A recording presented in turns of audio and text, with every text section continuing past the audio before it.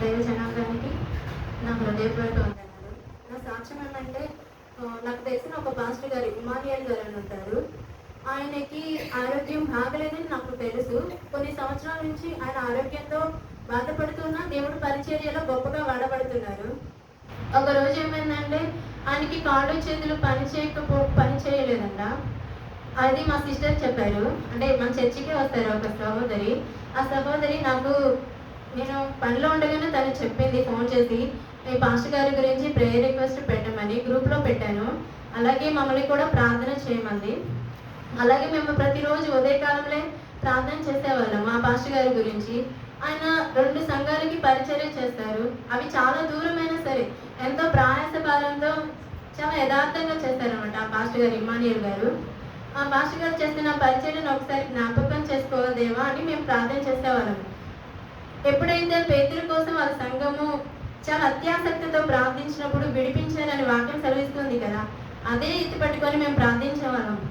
ఆ సంఘం వాళ్ళు చేశారు, ఇక మేము చేసాము, మా సంఘంలో వాళ్ళు కూడా చేశారు. ఆయన ఆల్మోస్ట్ కోమాలోకి వెళ్ళిపోయారు. కోమాలోకి వెళ్ళిపోయిన వాళ్ళు బతికి రావడం కొన్ని సంవత్సరాలు పడుతుంది.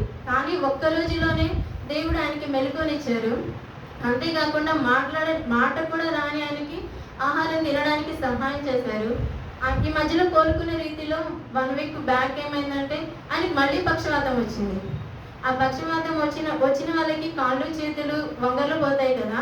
కానీ ఇన్ టైంలో దేవుడు ఆమెకి వాళ్ళ ఒక చిన్న కుమార్తెకి దేవుడు ఒక జ్ఞాపకం ఇచ్చేశారనమాట. మీ తండ్రి గారిని చూడు అని. ఒక నిద్రపోతుంటే ఒక పేరేపణ ఇస్తే ఆమె వెళ్ళి చూస్తే ఇన్ టైంలో ఇంజెక్షన్ చేయడానికి సహాయం చేశారు.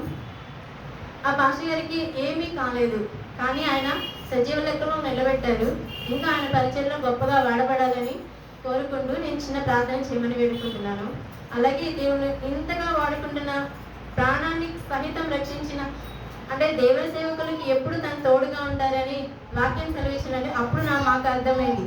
ఆ దైవ జనాన్ని బట్టి ఆ సంఘంలో ఆయనని గొప్ప సాక్షి నిలబెట్టిన దేవాది దేవుడికి కృతజ్ఞతలు తెలుపుకుంటూ ఈ సాక్ష్యం దేవుడు దీవించును గాక.